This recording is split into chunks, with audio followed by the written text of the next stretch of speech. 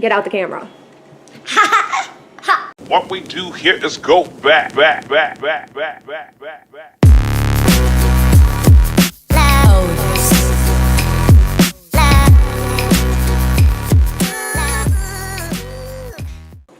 to Laying Down Lambert's Icebox Throw homemade blue cheese dressing served over a black and blue salad. First of all, I was running through Winn-Dixie trying to find anchovy paste. I needed anchovy paste for my recipe today. I assumed you'd find anchovy paste in the anchovy aisle with the anchovies and the sardines and the tuna and all the meats. I searched and searched with two kids screaming in the basket. I could not find anchovy paste. I Googled it. Where do you find anchovy paste in the grocery store? And it said sometimes it's near the tomato paste and the artichokes. So I went to that aisle. Nope, no anchovies. I went to the seasoning aisle. I went to every aisle because I knew I bought anchovy paste before. I just couldn't remember where. So finally it hit me. What else do you cook with anchovy paste? Italian dishes.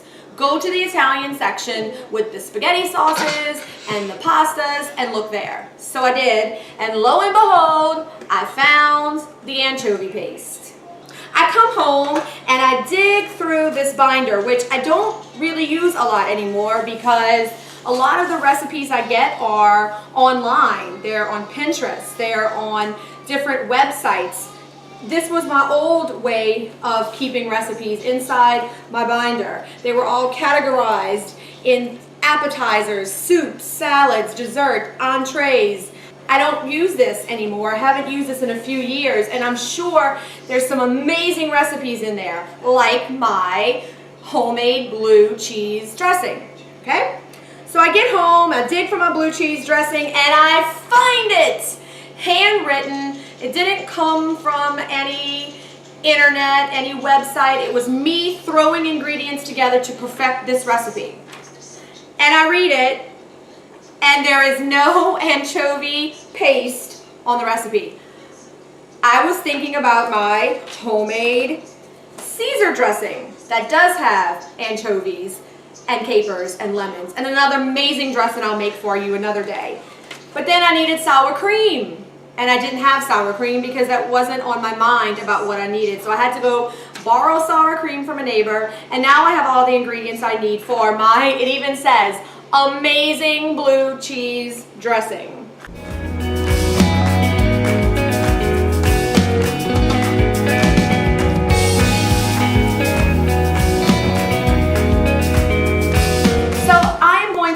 Recipe to guide me in making my blue cheese dressing, since obviously I forgot what goes into it. So the first thing it calls for is 5 ounces of crumbled blue cheese. So I went to the cheese section, I found crumbled blue cheese. I could have bought the wedge and crumbled it myself, not a big deal. I also noticed that every one I checked was only 4 ounces. So I'm not sure in the past if I've doubled the recipe and bought double of these. I don't remember. So what I ended up with is 4 ounces of crumbled blue cheese that I am going to add to my mason jar. I usually use a shaker jar to make salad dressings that are more liquid based with olive oils and lots of vinegar. Well, this one is a creamy base, so I need a bigger container to be able to shake it. I already have in here 6 tablespoons of sour cream. In my recipe, I take notes, and it says that you could mix and match sour cream and plain yogurt. Well, today I used 6 tablespoons of sour cream. I already put it in the jar just to have somewhere to put it. I like to have everything cut up, set out, ready to go before I start putting together. It just makes it easier when it's time to assemble. So to my sour cream, I'm going to add all the blue cheese that I have.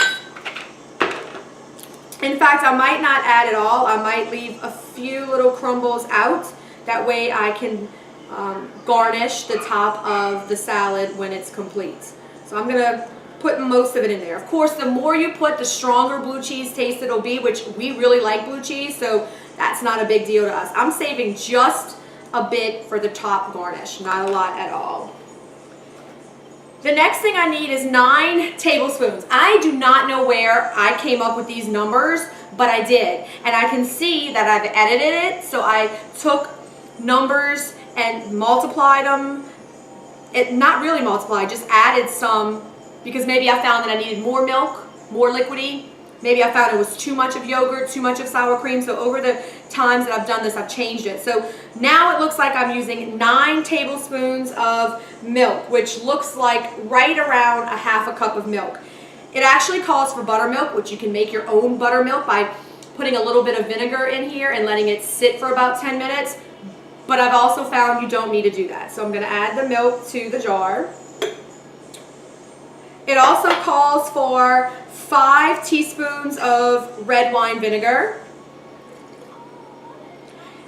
It also calls for 1/4 of a teaspoon of sugar, 1/2 teaspoon of garlic powder, and 1/2 teaspoon of salt and pepper. Of course, I use my French fry seasoning instead.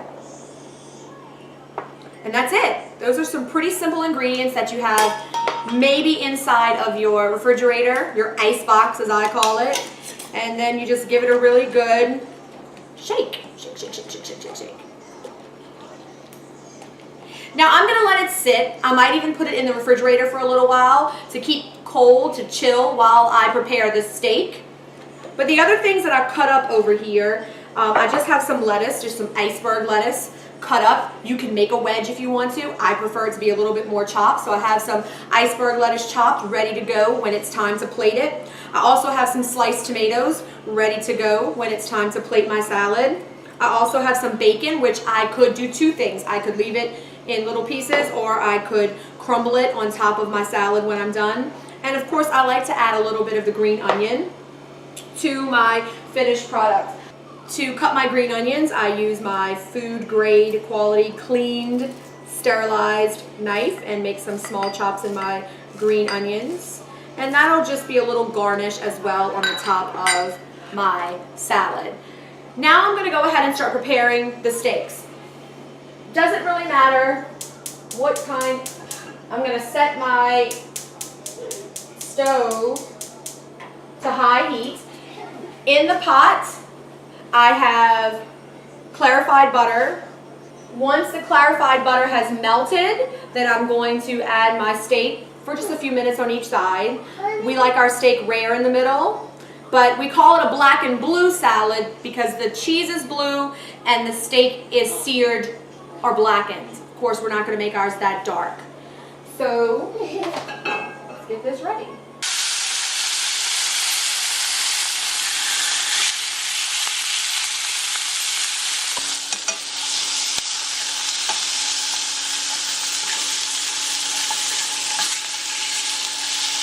So now it's time to put the dressing on our assembled salad. You can do this any way you choose. Since mine is in a jar, I'm just gonna use a spoon and spoon it all around the salad. You can decide how much you like. I like a lot of dressing. My husband probably likes a little bit less. I had to add a little bit more seasoning to the blue cheese dressing because I wanted it a little bit saltier. So it's always easier to add after because you can't take the seasoning away. And voila, there is our black and blue salad. Blackened steak with our homemade amazing blue cheese dressing. Now, you always have to take a bite. So, let's see if it's as good as I remember. It's been a long time since I made this. I want a bite of everything at the same time. The tomato, the green onion, the bacon, the lettuce, obviously a chunk of blue cheese. Delicious. Better than any bottled blue cheese dressing you can buy. Bon appetit. So my icebox throw is complete, and now it's time for husband taste test to see what he thinks of the creation. And no, I didn't put any pumpkin spice in the food this time. If you want to see that video where I pranked him with pumpkin spice, click on the iCard above. This looks good. Looks good. Looks It very all depends on how it tastes. Dun, dun, Mix it up a little dun. Mix it up. I know, yeah. The steak is not the most tender. Okay. I could have sous vide it, which I would next time, but mostly we're focusing on the blue cheese, and you might want a little more. So you can let me know if you want a little more. A couple of bites. Take a couple bites. Is it better than Hidden Valley and Kraft? It is. Surprisingly so. Surprisingly, I've made this plenty of times before. It's very good. I haven't made it in at least 2 years because the recipe has been locked up in that binder for at least 2 years. Very good. Now, is there anchovy in this? Or? No. Really? You're gonna bring up the anchovy story again? Well, I'm just curious. I see the anchovy paste on the floor, and I'm wondering. I threw it. I got mad. Is there? So there's no anchovy? No, no anchovies. It's literally like 3 things. It is. It tastes very good. Sour cream, milk, blue cheese, little red wine vinegar, salt, pepper, little sugar, and garlic powder. We used to always have that in a little container in the refrigerator. Blue cheese, yeah, blue cheese dressing. Blue cheese dressing. Because I used to make this. Homemade. Black and blue. What was the name of that restaurant that we used to get the black and blue salad from? The Alexander's? No. No. It was a sandwich place, like a Subway. Quiznos. Quiznos? They still have Quiznos, don't they? But they don't. Quiznos doesn't have the black and blue, I don't think. They used to make this amazing black and blue chicken salad. It wasn't chicken. It was black and blue meat. Yeah, like the blue. Steak. Right. The blue is the blue cheese. The black is the blackened steak. Right. It was good. It was good, and it would heat it up. Yeah. I don't do it anymore. I don't even know where. So that was our inspiration for this meal many moons ago. Well, good deal. Good deal. Thumbs up. Ta-da! Now I get to go eat mine.